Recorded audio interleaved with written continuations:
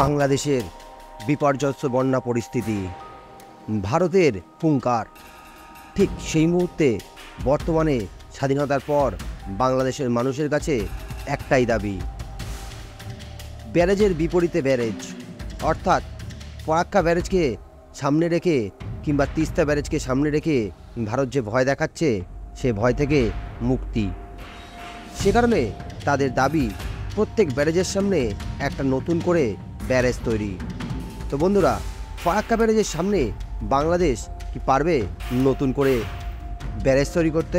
তো চলুন দেখে নেওয়া যাক এই ভিডিওটা। ইচ্ছা আর বাস্তবিকতা দুটো কিন্তু সম্পূর্ণ ডিফারেন্ট।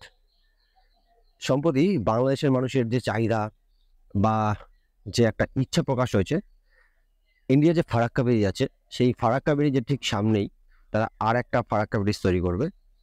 এটা কতটা যুক্তিযোগ্য বা কতটা সম্ভব? তো চলুন আজকে আমরা জানবো ফারাক্কা ব্রিজ ইন্ডিয়ার ঠিক কোথায় অবস্থিত এবং সেখান থেকে বাংলাদেশের ডিস্টেন্সই বা কত, এবং আমরা দেখব পুরোপুরি সেখানে কি আছে এবং বাংলাদেশ কি পারবে সেইখানে নতুন ফারাক্কা ব্রিজ তৈরি করতে। দেখুন, বাংলাদেশের সীমানা থেকে ইন্ডিয়ার ফারাক্কা ব্রিজের ডিস্টেন্স মাত্র 16 কিলোমিটার। সেখানে একদিকে যেমন গেছে গঙ্গা নদী, অন্যদিকে আছে পদ্মা নদী। কিভাবে সেই অঞ্চলটায় মানুষজনের বিন্যাস এবং কিভাবে এবং কোথায় বাংলাদেশ সেই ফারাক্কা ব্রিজ বানালেও বানাতে পারে, আর সেটা বানাতে কতই বা খরচ হবে, আজকের ভিডিওয় আমি সম্পূর্ণ দেখাবো। এটা হলো পৃথিবীর ম্যাপ, আর এই পৃথিবীর ম্যাপে এই যে অংশটা এটা হচ্ছে ভারতবর্ষ। এবার আমরা যখন আস্তে আস্তে অংশটাকে বড় করব, দেখতে পাচ্ছেন এবার আমরা দেখতে পাচ্ছি বাংলাদেশ এবং ভারত উভয় পাশাপাশি অবস্থান করছে এবং পশ্চিমবঙ্গ রাজ্যের ঠিক পাশে অবস্থান করছে বাংলাদেশ। এবার আমরা আরও জুম করলে দেখতে পাবো যে আরও অনেকটাই জুম করলে আমরা পদ্মা নদীকে দেখতে পাচ্ছি। দেখছেন রাজশাহী অঞ্চলে এই যে নদীটা গেছে এটা হচ্ছে পদ্মা নদী। আর এই পদ্মা নদীর ফারাক্কা ব্রিজের কাছে এবার আমরা যাব, দেখতেই পাচ্ছেন এই যে জুম করে যদি আমরা দেখি এইটা হচ্ছে সেই ফারাক্কা ব্রিজ। দেখতে পাচ্ছেন অনেকটাই জুম করে আপনাদের দেখিয়ে দিলাম। তো এই হচ্ছে সেই ফারাক্কা ব্রিজ যেটা নিয়ে এত সমস্যা বা যার আগে বাংলাদেশের মানুষ চাইছে একটা নতুন করে ব্যারেজ তৈরি করতে। তো দেখুন, এটা হচ্ছে ফারাক্কা ব্রিজ, এটা তৈরি হয়েছিল 1961 সালে। এবার এই ফারাক্কা ব্রিজ আমি আরও জুম করলে আপনি পরিষ্কার বুঝতে পারবেন যে দেখতেই পাচ্ছেন এই সেই ফারাক্কা ব্যারেজ বা ব্রিজ। তো এখান থেকে নতুন একটা ব্রিজ দেখতেই পাচ্ছেন তৈরি হচ্ছে এসে এমনি।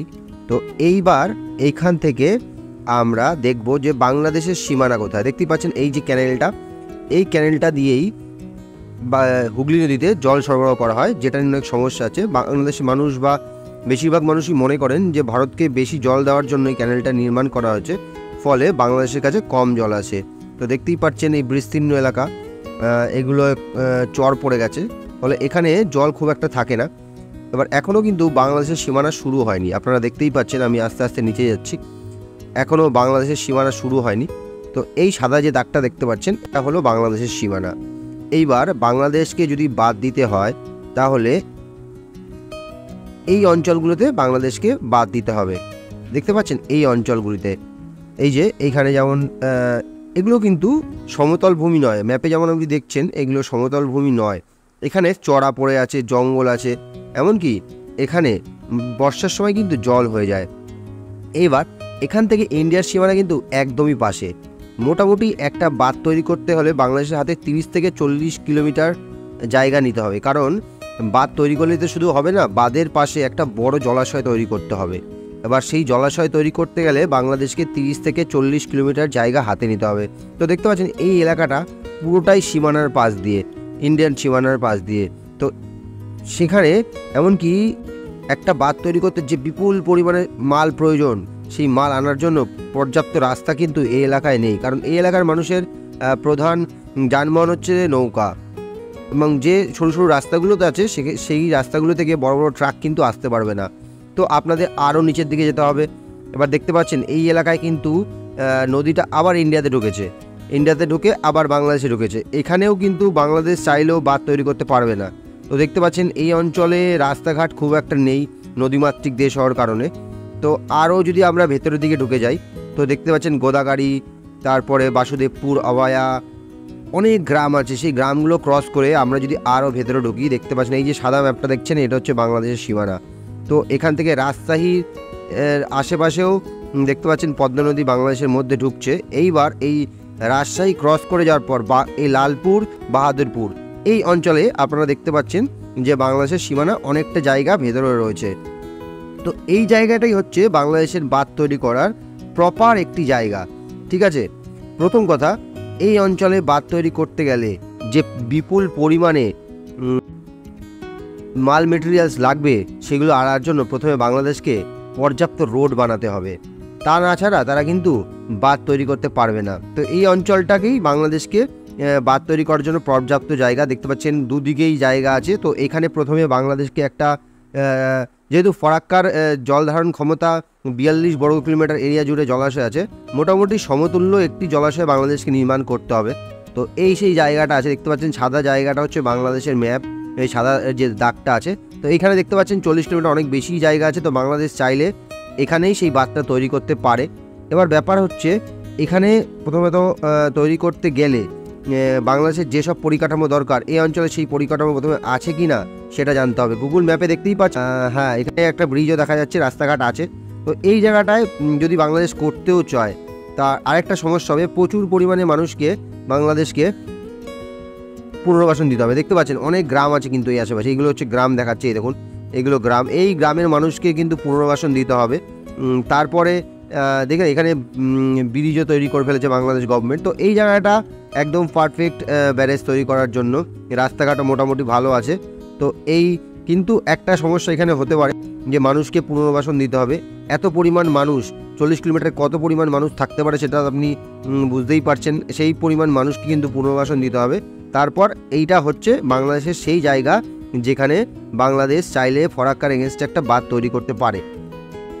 এবার চলুন আমরা জেনে নিই যে এই ফারাক্কা ব্যারেজের বিপরীতে যে নতুন ব্যারেজ তৈরি করতে গেলে বাংলাদেশের বর্তমান সময়ে কত টাকা খরচ হবে, আর যদি সাধারণ মানুষ চাঁদা তুলেও দেয় এই বন্যা পরিস্থিতির মধ্যেও বাংলাদেশের মানুষের পক্ষে সেই টাকাটা দেওয়া সম্ভব হবে কিনা।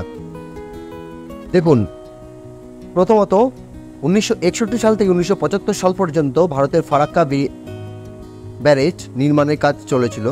সেই সময়কার পরিপ্রেক্ষিতে ভারতীয় টাকা অনুসারে 156 কোটি টাকা খরচ হয়েছিল ওই ফারাক্কা ব্যারেজ নির্মাণ করার জন্য। এবার সেই ব্যারেজ নির্মাণ করার সময় 1961 থেকে 1975 সাল পর্যন্ত ভারতের সোনার দাম ছিল 200 টাকা ভরি। তো যেহেতু ভারতের অর্থনীতি সোনার ওপর নির্ভরশীল, সেই অনুযায়ী বর্তমান সময়ে ভারতের বুকে যদি আবার নতুন একটা ফারাক্কা ব্যারেজ তৈরি করা যায় তাহলে খরচ হবে প্রায় 75,000 কোটি টাকা, যেটা বাংলাদেশের টাকায় প্রায় 96,000 কোটি টাকার সমান। এবার বুঝতেই পেরেছে 96,000 কোটি টাকা খুব অল্প অ্যামাউন্ট নয়। পর আরেকটা জিনিস হতে পারে, সেটা হলো বাংলাদেশ সেই 96,000 কোটি টাকা যদি চাঁদা তুলে দিয়ে যায় তাহলে প্রত্যেকটি বাংলাদেশের অনুমানিক খরচ পড়বে প্রায় 5,600 টাকা মতো। ধরুন বাংলাদেশে টোটাল 17 কোটি লোক আছে এবং সেই 17 কোটি লোক যদি এই 96,000 কোটি টাকায় ভাগ করতে যায় তাহলে দেখবেন 5,700 টাকা করে পড়ছে, অর্থাৎ প্রত্যেক বাংলাদেশির মাথার উপর চাঁদা পড়বে 5,700 টাকা। ধরুন আপনার বাড়িতে 10 জন লোক আছে তাহলে আপনাকে দিতে হবে কিন্তু 57,000 টাকা। যদি 20 জন থাকে তাহলে 1,14,000 টাকা আপনাকে দান করতে হবে। অনেক ধনী ব্যক্তির পক্ষে এটা কোনো ব্যাপার না, কিন্তু বহু গরিব ব্যক্তির পক্ষে এটা একটু চাপেই হয়ে যাবে। আরেকটি কথা, বাংলাদেশ যদি চায় যে চায়না বা ইউএসএ থেকে লোন নিয়ে এই ব্রিজটা তৈরি করবে তাহলে কিন্তু আরেকটু চাপ আছে। কারণ কারণ চায়না বা ইউএসএ সেখানে ইনভেস্ট করে যেখানে তাদের লাভ আছে। ধরুন এখানে যদি চায়না ইনভেস্ট করতে যায় তাহলে চায়না দেখবে যে এই বাঁধে বর্ষা ছাড়া কোনো সময় জল থাকবে না, ফলে তারা কোনো বড় হাইড্রো প্রজেক্ট বা বিদ্যুৎ উৎপাদন কেন্দ্র তৈরি করতে পারবে না, ফলে তাদের লাভের অংশটা কিন্তু খুবই কম থাকবে। সেখানে তারা ভেবেচিন্তে ইনভেস্ট করবে। আবার ইউএসএ যদি ইনভেস্ট করে তাহলে ইউএসএ কিন্তু অনেক প্ল্যান করে ইনভেস্ট করবে। সেক্ষেত্রে সেন্ট মার্টিন দ্বীপকে তারা দখল করতে চাইবে এবং বাংলাদেশের মধ্যে নিজের আধিপত্য বিস্তার করতে চাইবে। এই পৃথিবীতে অসম্ভব বলে কিছু হয় না।